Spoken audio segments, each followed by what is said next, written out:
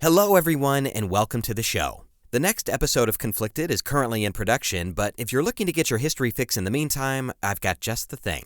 Today, we're featuring an episode of a special guest podcast on the show's feed. It's called Beef, and if you dig what I do on Conflicted, I think you're really going to enjoy this one. Human history, at its core, is the story of conflict. People, personalities, and ideas all clashing and colliding in a fight for supremacy. Well, in the podcast Beef, award-winning host Bridget Todd breaks down the juiciest rivalries that changed the world as we know it. Mark Antony versus Octavian Caesar. The United States versus the Soviet Union. Penthouse versus Playboy. And while Beef does cover those more famous rivalries, it also delves into stuff you've probably never heard of before. And today, we're going to be listening to an episode that chronicles an especially nasty feud between two British explorers, Sir Richard Burton and Captain John Hanning Speke. In the late 19th century, Burton and Speke trekked deep into sub-Saharan Africa in hopes of finding the source of the great Nile River. During their journey, they encountered hostile terrain, flesh-eating ulcers, and life-threatening hardships. But the greatest peril they eventually faced was each other. The story of Burton and Speke is a twisty, tragic tale of professional jealousy, personal ambition, and a bygone age of colonial exploration. And to say any more would spoil the best parts for you, so at this point I'll just shut up and hand it over to Bridget Todd. Let's kick back, get comfy, and enjoy this episode of Beef. Sir Richard Burton versus Captain John Hanning Speke, frenemy explorers of the Nile.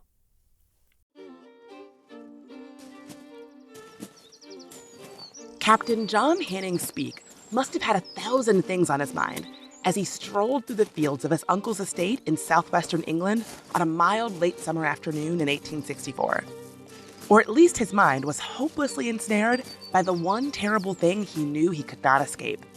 Either way, it was more than enough to make the two men with him notice that he wasn't acting like himself as they hunted for partridges that day. But maybe they couldn't have expected anything different from Captain Speke.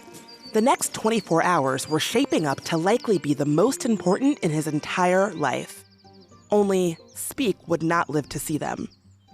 Before he would get his chance to definitively answer one of the most important geographical questions of his era, the 37-year-old would have a massive hole blown through his chest.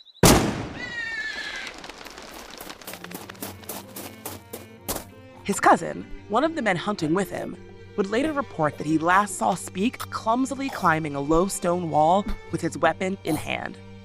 After hearing a shotgun blast, Speke's cousin came running and found the man lying in a pool of his own blood, dying. Instead of answering anything, it's kind of sadly ironic how many questions Speke's end would raise, especially considering how much of himself he had given to exploring the unknown. How could such a seasoned and celebrated hunter as Speke do something so obviously reckless with a gun? Why was he so distracted by the upcoming day's events, a debate he had already risked his life twice before to prove he was right about? What might have happened if he actually had been forced to face his great nemesis, Sir Richard Francis Burton, one final time? To find those answers, we've got to go from the steaming jungles of East Africa to the glittering halls of British high society, and stop at the venomous corner of the soul that houses envy and ego along the way. I'm Bridget Todd, and this is Beef.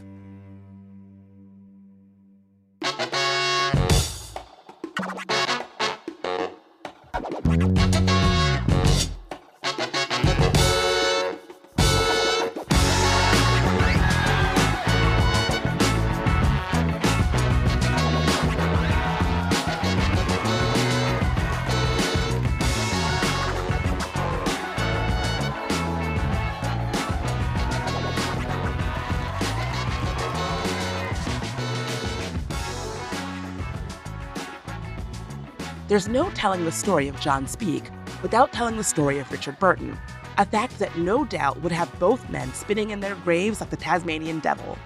Although, Burton would probably laugh at the idea of any kind of life after death. Born on England's southwestern coast in 1821, Burton's non-traditional beliefs came out of the relatively chaotic nature of his upbringing. His father was a retired lieutenant colonel in the army who moved the family around Europe over a dozen times by the time Richard was 18. Needless to say, Burton felt like an outsider in English society, which probably wasn't helped by the way he looked and acted. His dark hair, handsome features and deep voice attracted a lot of attention, as did his teeth, which may have been the inspiration behind his eventual friend Bram Stoker's description of Dracula. The poet Algernon Swinburne described him as having, quote, the jaw of a devil and the brow of a god, with eyes that held, quote, a look of unspeakable horror. On the personality front, Burton was equally intense. People described him as charming, mesmerizing, offensive, and terrifying. In school, he was constantly getting into fights, which is probably why he became such a master swordsman. His other natural skill was languages. Starting with Latin at age 3, he eventually would become skilled in over 25 worldly tongues. And part and parcel of that was Burton's love of studying other cultures. He loved learning about other people's clothing, religion, and especially how they boned. A restlessly prolific writer throughout his life, Burton penned detailed ethnographies of all kinds of sexual practices. And he later helped found a group called the Cannibal Club that was kind of obsessed with pornography. All of this, combined with the fact that he was an avowed atheist, didn't exactly make Burton the most popular amongst his Victorian-era peers. But he had literally zero patience for those prudes and got himself expelled from Oxford. From there, he joined an infantry regiment of the East India Company, the paramilitary trade group the British Crown used to subjugate the Indian subcontinent. And so, he began pursuing his life's purpose, traveling the world. The 19th century was an explosive time for exploration. I put air quotes around the word exploration because, obviously, it's a loaded term.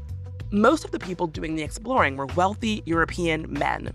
And despite being marked as completely blank on maps, most of the places they were exploring had already been populated, or at least visited by indigenous peoples for thousands of years.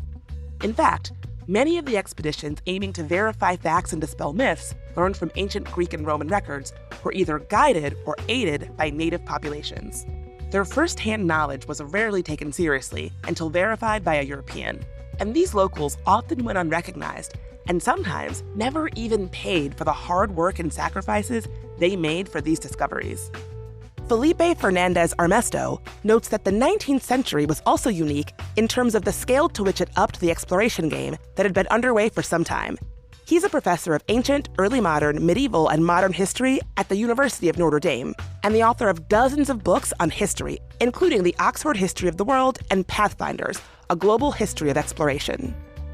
Well, I think you've got to begin by saying that to some extent, what's remarkable is how much of the world had been discerned by explorers before the 19th century.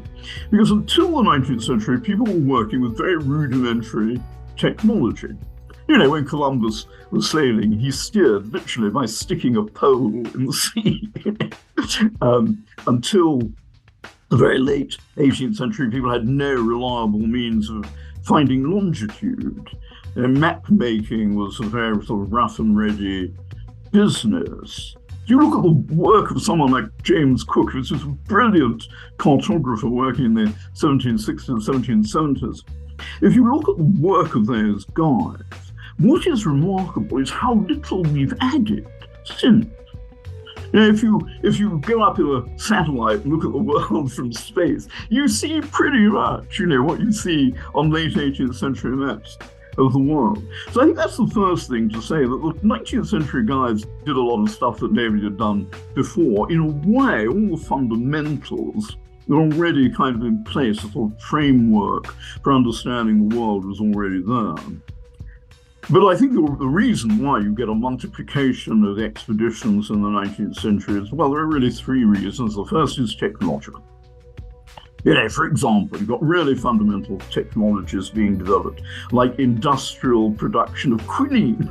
Correspondingly, at sea, you need anti-scorbutics in order to keep scurvy at bay. And although people have sort of pretty much discovered these in the 18th century, again, you need to find a way of producing them on a very large scale in a form that will, you know, survive long sea journeys and that people can take easily. And then, of course, obviously, firepower technology improves enormously in the 19th century. And many of those African expeditions, particularly those of Henry Morton Stanley, would have been impossible if he hadn't killed a lot of people on the way who were trying to stop him getting where he wanted. I think the second thing that's different is obviously finance and patronage. In the 19th century, you've got huge investment by governments in exploration. And partly that's because they're interested in exploiting new resources that they hope explorers are going to be able to find in the course of their investigations. And I think the final thing is that there's a change in the way people sort of understand exploration.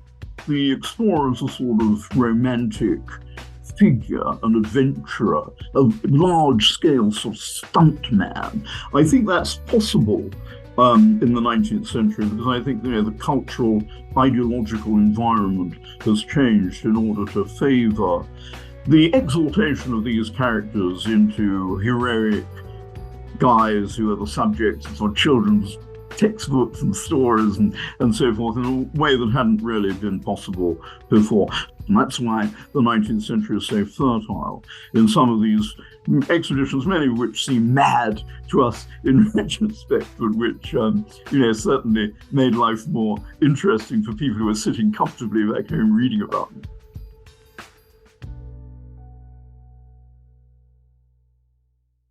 Founded in 1830 and fueled by the nationalistic pride of an expanding empire, there were few institutions as ravenously hungry for uncharted territories as England's Royal Geographical Society. In the name of scientific and cultural curiosity, the society filled the British Museum with plundered treasures, and it gave Westerners at least slightly better pictures of some of the most remote corners of the globe.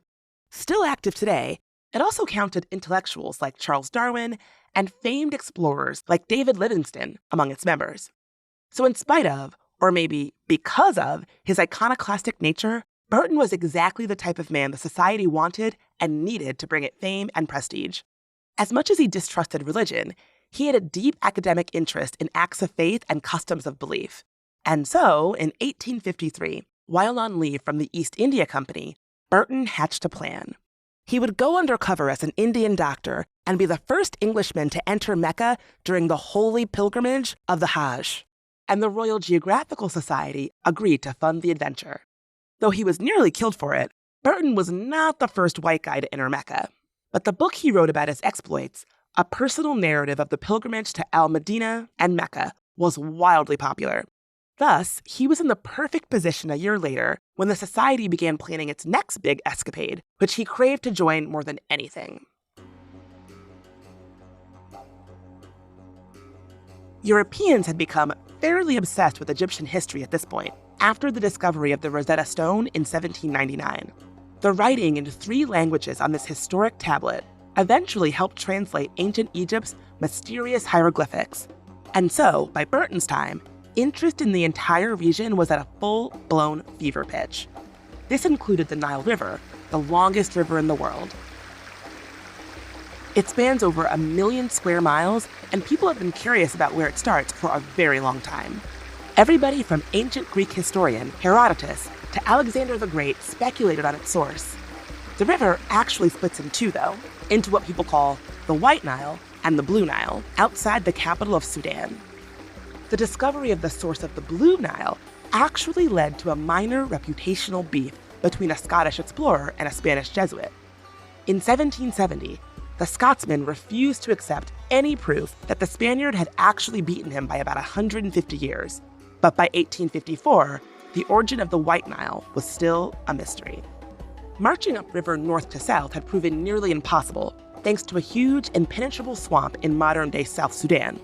And so, the conventional wisdom of the day held that the best approach would be to walk inland from the southeast coast of the continent. So when Richard Burton heard of an upcoming Royal Geographical Society expedition to the area, he successfully petitioned to lead it. But a random Brit couldn't just stroll into the heart of East Africa unbothered. In fact, a few years earlier, French explorer Eugène Maison had been tortured, castrated, and killed after making it about 60 miles into Somaliland, aka modern-day Somalia. Burton had to assemble a team of skilled officers and enlisted several trusted friends and seasoned travelers to join him in the port city of Aden in modern-day Yemen. This included a geologist, a surgeon, and an astronomer. But when the surgeon died suddenly, before even making it to Aden, Burton was in a real pickle, and so entered John Speke. Also born in southwest England, John Speke was in many ways Richard Burton's total opposite, as well as his peer. 6 years younger than Burton, Speke had also served in the infantry in India. But while Burton was dark and imperious, Speke was blonde-haired, blue-eyed, and built like a high-born princeling. And that's because that's basically what he was. His family was British aristocracy, and he grew up in an enormous ancestral mansion. He was also deeply religious and judgmental, as well as very proper and disciplined in his behavior.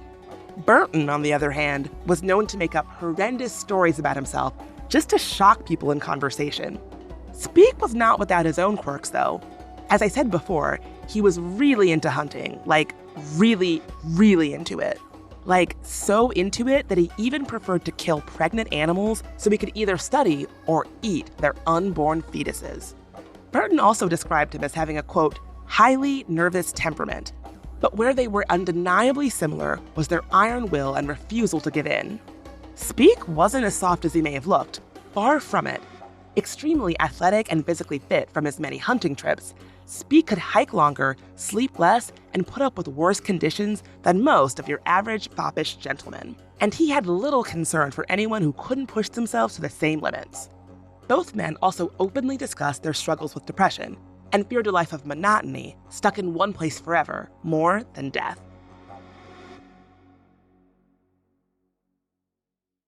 Speke arrived in Aden in the summer of 1854, shortly before Burton got wind of his surgeon friend's death. Also on leave from the military, he had planned to go hunting in the area known as Somaliland. But when he heard of the spot opening up in Burton's campaign, he volunteered himself to join the group as a land surveyor. Burton was hesitant at first. Other than being pretty hardy, Speke didn't bring much to the table when it came to useful skills. Burton also noted Speke's lack of knowledge of, or even interest in, the places they would be traveling and the people who lived there. Allowing Speke to join the team would be a decision Burton would greatly regret. But in the end, he did so because he kind of felt sorry for the younger man who reminded Burton of his little brother Edward, and knew that Speke would likely die hunting big game on his own. This feeling would be underscored by the fact that, according to Burton, Speke later stated he was, quote, tired of life and had come to be killed in Africa. Like most things in life, their relationship was complicated. Way more complicated than just two different types of dude who rub each other the wrong way, says Robin Hanbury Tennyson. He's the author of over 25 books and the editor of The Great Journeys in History and The Modern Explorers, Epic Journeys to the End of the World. He's also a bona fide explorer, holding the record of the first full overland treks across the entire continent of South America, both north to south and east to west. They wanted fame, they wanted to be known, and the way to be the equivalent of a pop star today was to be a famous explorer. And so there was a hugely competitive, and of course that was what led to the row between Burton and Speke, was the desire to be the man who discovered the source of the Nile, the great explorer, the famous one. And Burton was much more in the image of that than Speke. So I think there was a huge element of mutual irritation there. But basically, the more I look at it, the more I realize that they were, au fond, good friends. They actually liked each other. Burton thought of Speke as his protege, and I think Speke was in awe of Burton's wisdom, which didn't stop them scrapping like cats. But ultimately, Burton wrote a letter right at the end, after end of his life, after Speke had died, long after Speke had died. And he wrote and said, "I withdraw every harsh thing that I have uttered against Speke." And I think that reveals a lot. Delays in receiving diplomatic permission to embark on their journey meant the expedition had a rocky start. Aden's British authorities insisted they wait until the spring of the following year, so Burton sent his geologist and astronomer ahead to their first stop in the Somali city of Berbera to buy pack animals and learn as much as they could about the region. Burton decided he would spend the next 6 months trying to become the first European to enter the city of Harar in Ethiopia. And as for Speke, Burton gave him the relatively pointless task of meticulously documenting the soil, weather, and watershed of an area of Somaliland considered so safe it was nicknamed the Happy Valley. He also asked Speke to pick up a few camels and ponies for the bigger trip on his way. While the 3 senior officers were successful in their assignments, Speke's was a total disaster. Disrespected and robbed by the men paid to act as his guardians, he returned to Aden empty-handed. Still, on April 7, 1855, the team reconvened in Berbera, ready to begin their quest. It was doomed from the start. Less than 2 weeks after arriving, their caravan of animals, supplies, and roughly 40 hired soldiers was attacked by over 300 Somali raiders as they camped in the middle of the night. Speke, Burton, and the astronomer were trapped in a tent together. And when Speke stepped out to face their attackers, someone bashed him in the knee with a rock. He then hurried back to the tent, which led to Burton suggesting he was turning tail and running. Quick to take insult, Speke would never forget this comment. The tent collapsed and the men separated. In the ensuing chaos, Burton was stabbed in one cheek and out the other with a spear, leaving his face permanently scarred. Speke was fully captured and tortured, including being stabbed through his leg bone. He only barely escaped with his life, using his bound hands to suddenly bludgeon one of his captors before disappearing into the bush. Eventually, he was rescued by some Arab sailors, who Burton and the astronomer had also managed to encounter. Later, when they returned to the site of their camp, all their supplies were gone, minus a few pieces of scientific equipment. The geologist was dead.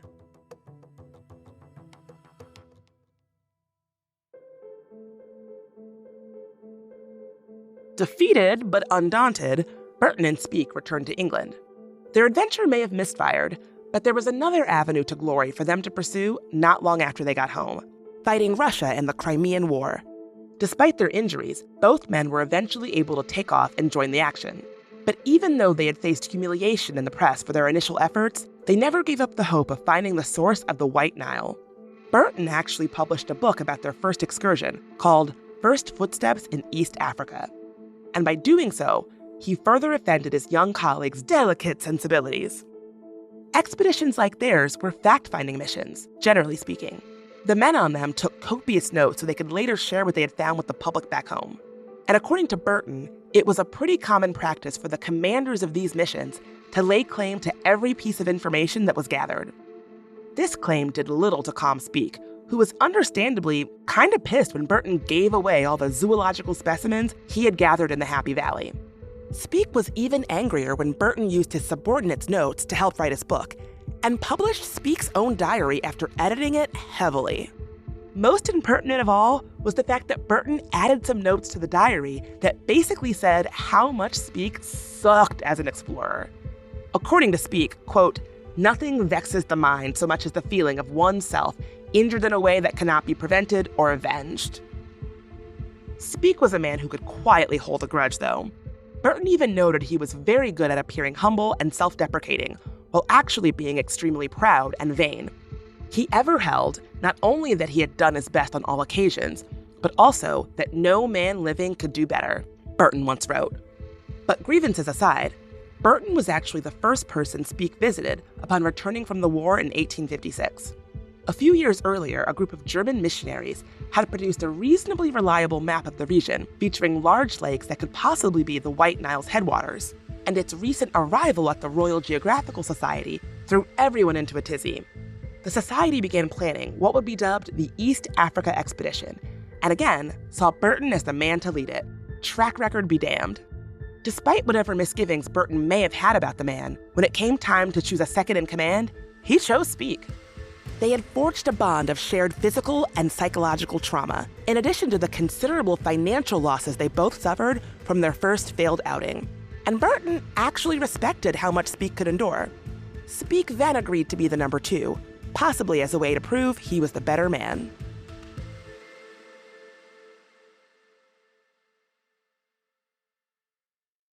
There was never any doubt about the size of either man's pride or arrogance. But looking back on the past, we can see with 20/20 clarity how crazy what they were about to do was, given the circumstances. The proposed plan was to begin by heading to the island of Zanzibar to buy equipment and gifts, aka bribes, for local leaders in a notoriously hostile area. Then, they would sail to the coast of modern-day Tanzania and travel overland nearly 800 miles west in search of a massive inland sea, now known as Lake Tanganyika.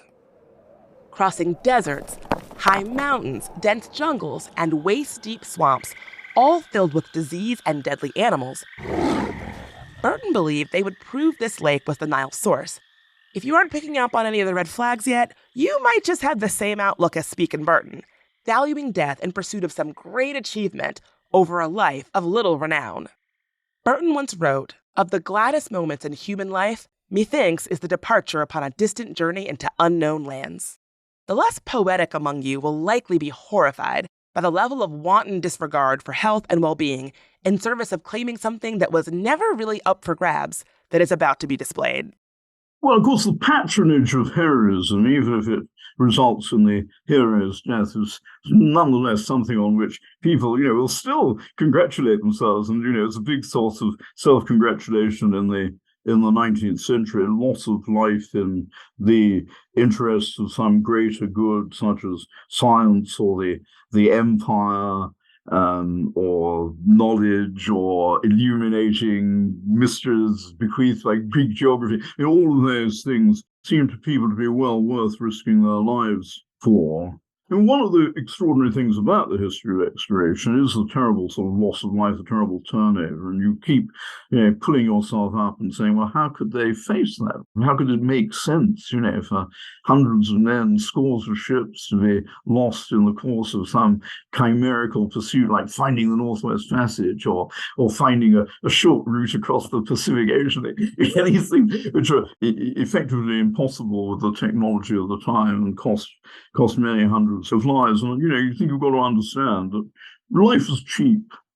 Human life, I'm terribly sorry to say, it sounds like a horrible and cynical thing to say, but for most cultures and most periods of the past, it's been a commodity like any other. And if you've got surplus population, it really doesn't matter if you lose a few hundred or a few thousand of them. The same applies to war. It applies even more if you want to understand why people are willing to undertake wars. They only do it if life is cheap, if there's a glut, and if they can afford to lose a lot of people.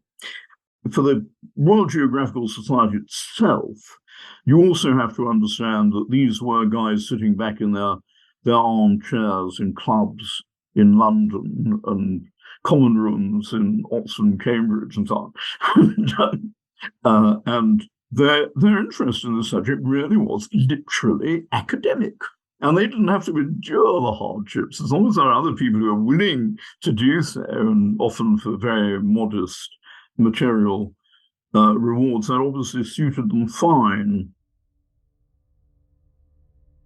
The first sign that things were amiss related to money.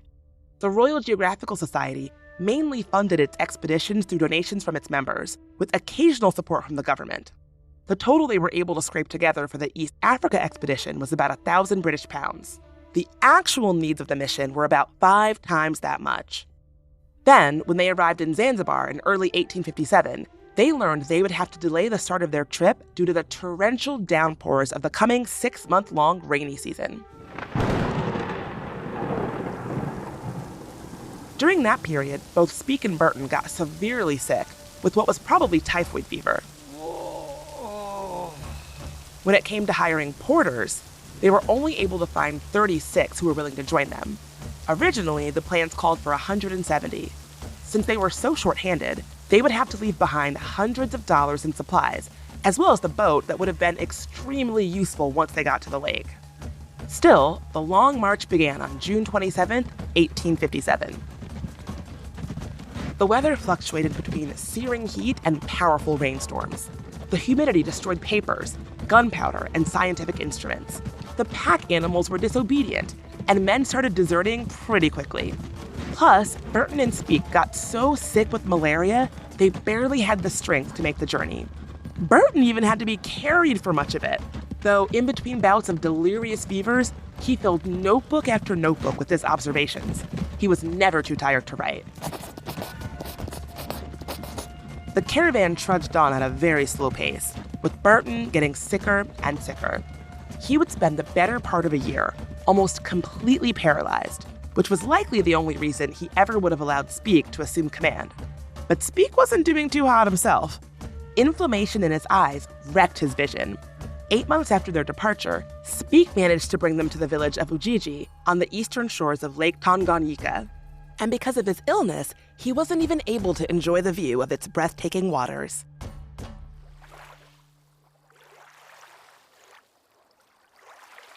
Burton was so ill at this point that he had to be left behind. Since they were previously forced to abandon their boat, Speke had to hire the only available vessels to explore the lake: shallow canoes.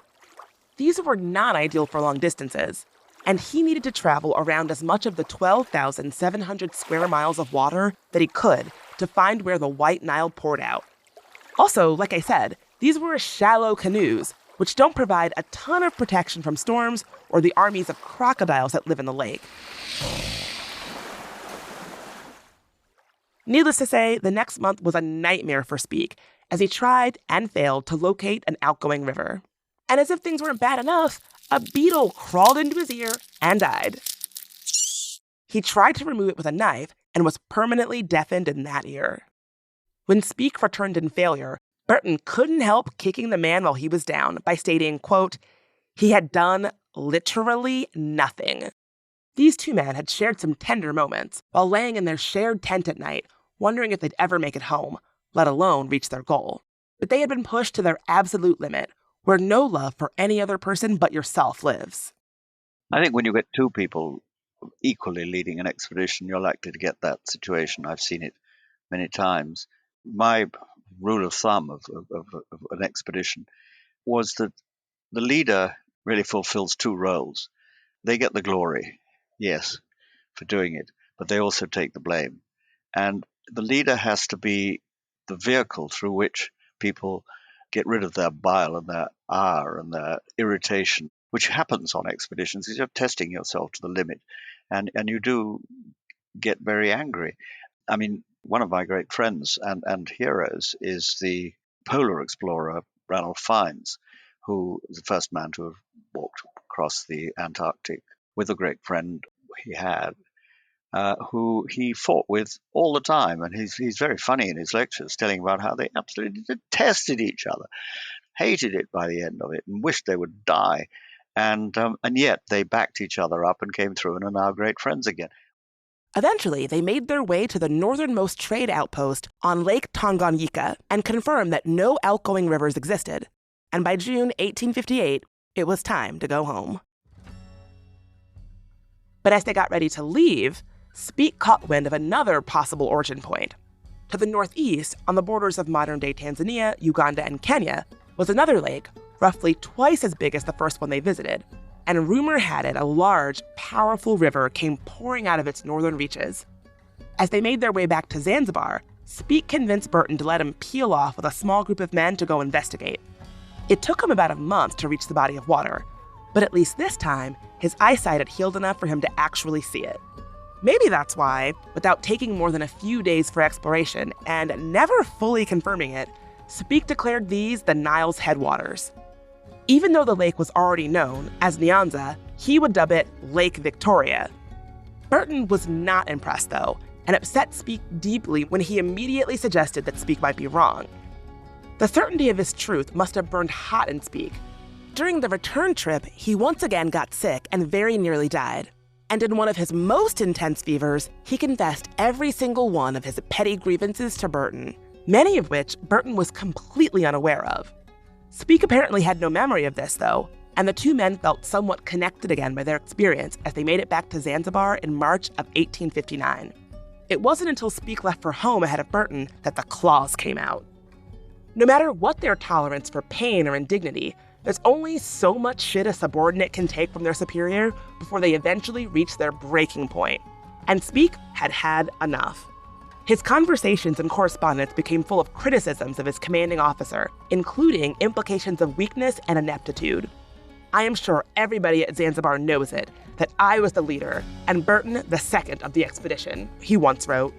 And when he got back to London, he immediately went to the Royal Geographical Society and told them he personally had found the source of the White Nile. Then, he began lobbying the society to let him lead a third expedition to definitively prove it.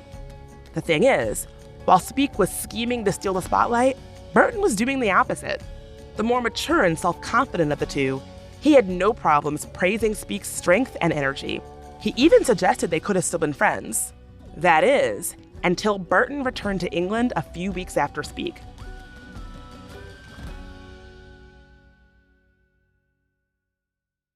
As it happens, the Royal Geographical Society had fallen on hard times and was strapped for cash. The group's president was fairly astute and saw that a once-in-a-lifetime discovery like Speke's would cause an explosion of public interest, meaning more new members and their fees. And Speke was just the fresh-faced, dashing young hero the society needed to be its mascot for the next generation. His social campaigning and aristocratic ties didn't hurt either. So when Burton got back, the society awarded him their highest honor, the Founder's Medal, but rejected his counter-proposal to lead the expedition back to Lake Nyanza. Suddenly, he had become persona non grata in London's elite circles. To top it off, the widely read publication, Blackwood's Magazine, paid to publish Speke's account of the East Africa expedition, not Burton's. And as if all that wasn't enough, Speke got his friend, the British consul of Zanzibar, to write a letter to the government accusing Burton of refusing to pay the East Africa expedition's guides and porters.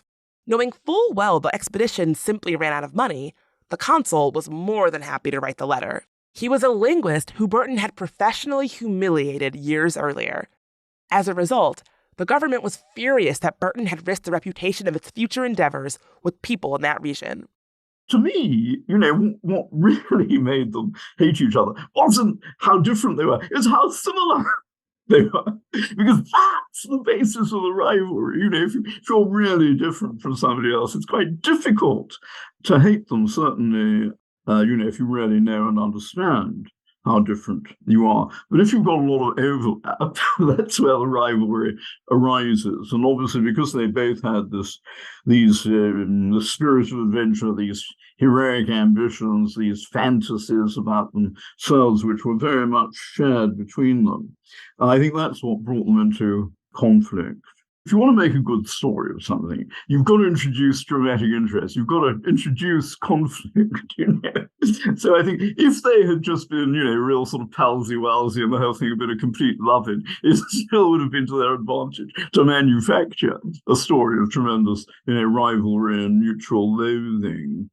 In many ways, they were very effective collaborators. So in a way, the relationship was full of great marketable episodes which didn't depend on their conflict, didn't depend on the differences which arose between them. So in the end, I'm not sure it would have made a great deal of difference. They would still have made a good story out of it all one way or another. And obviously that's the key for why they're remembered and still read about in ways that maybe other explorers of the time are not, because ultimately one of the reasons why all those stunts and gimmicks come into the story is because it's all to do with marketability. It's all to do with presenting a face to the world which makes people look at you.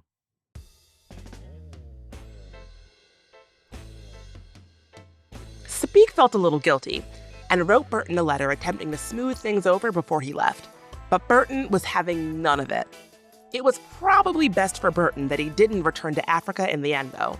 Sure, Speke was given more than twice as much money for his expedition. It would be a somewhat familiar route. He had an extremely loyal second-in-command. And leaving in the fall of 1860, they would be reinforced by a secondary group that would be sailing the Nile southward from Khartoum in Sudan to meet them. But like the previous two expeditions, it was a total disaster. Are you sensing a pattern? I'll spare you the rather gruesome details. I can safely say there are some really gross ones in there. Still, despite all the toil and strife, Speke made it. About a year later than expected, he reached Ripon Falls in modern-day Uganda, where the Nile pours out of Lake Nyanza. Again, he took very little time and few scientific or navigational measurements to confirm it. But Speke was never more convinced that he could do what Burton could not. Back home, Burton fought back in the best way he knew how. He wrote and published The Lake Regions of Central Africa, a picture of exploration, which depicted each and every one of Speke's failings in unwavering detail. But while the book infuriated Speke, no one seemed to care. Burton was forced to languish in obscurity while serving in a series of dull consular posts abroad. Speke, on the other hand, returned a golden child, greeted by thunderous applause and a Founder's Medal of his own. In the spring of 1863, he sent a telegram from Alexandria, Egypt that read, "The Nile is settled." And 2 months later, a massive crowd turned out to hear Speke tell the story once he returned home. "Had I been all alone in this first expedition, I should have settled the Nile in 1859, he said. When he published his book about the adventure, Journal of the Discovery of the Source of the Nile, it was an instant hit.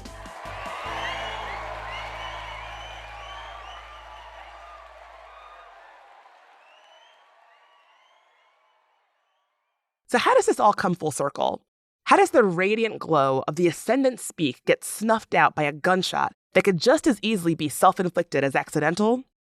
Well, first it's worth noting that Burton never acted all that defeated, even if he felt it. He was constantly learning, writing, and traveling, including to the United States and other parts of Africa.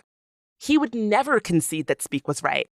It just so happens, then, that Burton was invited to speak at the 34th annual meeting of the British Association for the Advancement of Science in the city of Bath on September 14th, 1864, as was Speke. The organizers then had the brilliant idea that it would probably draw a crowd if the two men had a debate. Turns out they were right, because the day before the event, 2,800 people showed up, way more than the venue could accommodate. Initially, Burton had been completely against the idea. That was until a shit-stirring friend of Speke's, who believed he'd been plagiarized by Burton, told Burton a fake story where Speke threatened to literally kick him if he came on stage. Now it was on. Speke talked a big game, but as Burton once noted, how he felt on the inside was probably a completely different story.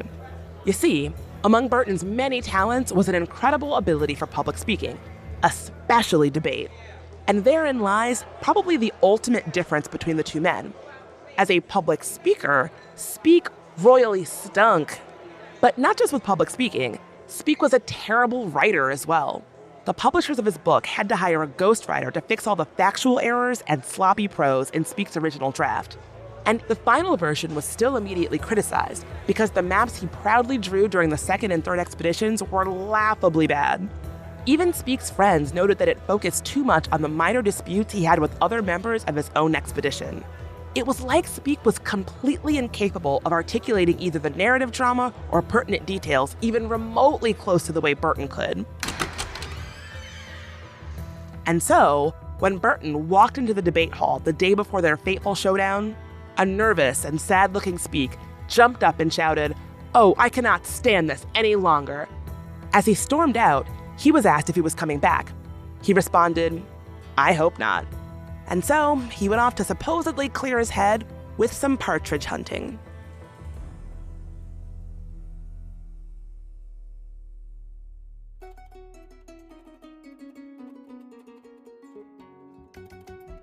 When Burton learned of Speke's death, he was devastated. Despite everything, he couldn't help but forever hold him in the tenderly condescending position of a younger sibling. And he was convinced that Speke had ended his own life. Also, he knew this meant he would never again be able to argue the point of the source of the Nile. "The sad event," he wrote in the London Times, "must seal my mouth concerning many things." There was never any proof that this was a suicide. September 13th was also the 7th anniversary of Speke's brother's death. Could his grief, coupled with the stress of the coming intellectual combat, have been enough to distract the seasoned gunman into making a fatal blunder? Absolutely. Burton went on to publish several more highly successful books, including translations of Arabian Nights and the Kama Sutra, before he died of a heart attack at age 69. And he was even knighted by Queen Victoria in 1886, which is kind of amazing given the obscenity laws England had passed a decade earlier. Speke, on the other hand, faded into relative obscurity. his main other credit being that he had been a big proponent of the hypothesis that would later become a major justification for the Rwandan genocide. He might have been synonymous with some measure of greatness if it weren't for how small he felt on the inside. Physically, he could withstand whatever nature threw at him, but his eagerness to not only take things personally, but also cut down anyone who he felt had wronged him proved to be his downfall. If he hadn't let jealousy and hubris consume him, he might have stood a good chance of being remembered as one of the all-time great number twos.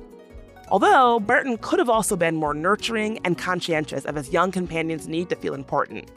Instead, they both fell victim to their jointly inexhaustible desire to be right. The funny thing is, expeditions in 2006 and 2010 tried to confirm the source of the White Nile, and as of this recording, it is still in dispute. One of the paradoxes of exploration is that people do it, they sort of invest in it in order to get these returns. But if you look at the historic return on effort, it's pretty feeble. I mean, most explorers didn't make fortunes, didn't achieve great fame, didn't ascend through society. They usually ended up dead in, some bygone jungle gutter or shipwreck. So in a way, it's kind of surprising that people went on, doing this stuff for centuries in spite of this terrible record of disaster with which the history of exploration is littered. And I think in order to understand that, one's got to appeal to this spirit, this adventurism. And so I think in order to be a great, what is a great explorer? In order to survive and can't get back home with some story about something you've found that actually seems worthwhile, in order to achieve that, it seems that you've got to have this spirit of adventure which urges you to persevere in adversity and to survive disaster. And you've also got to be a very good liar. Because one of the things that almost all of these guys seem to me to have in common is that they're all, fantasists, and they all had absurd notions, not only about themselves and their own potential, without which they would never have undertaken these adventures in the first place. We didn't have egregious, unrealistic, incredible self-belief. You'd never be an explorer in the first place. So they've all got a sort of fantasist mentality. And they're all pretty good if they're successful. They also have to be pretty good at convincing other people that at least some of their fantasies are genuine. Like, say, if you're Columbus, you convince people you can actually sail across the Atlantic Ocean. If you're Magellan, you can actually convince people you can find a way from Spain to the islands of the Moluccas. And all of those projects do require tremendous powers of persuasion, because it's always very difficult to get people to invest in something where the returns are uncertain and where the history of sort of economic feedback is very unsatisfactory. So you've got to have the right spirit and you've got to be mendacious. Beef is a production of Next Chapter Podcasts. This episode was written by our showrunner, editor, and sound designer, Pete Musto, with support from senior producers James Levine and Ben Austin Docampo. It's dedicated to Pete's dad, Neil Musto, who gave Pete his first copy of Treasure Island and the Hardy Boys books, and never let him forget how important it is to be prepared. Few have ever had a stronger spirit of adventure than him. Our executive producer is show creator Jeremiah Tittle. Don't forget to follow, rate, and review our show on Apple Podcasts, Spotify, or wherever you get your podcasts. It really helps us get the word out. I'm Bridget Todd. Thanks for listening to Beef, and remember to stay petty. Who knows how far it'll take you?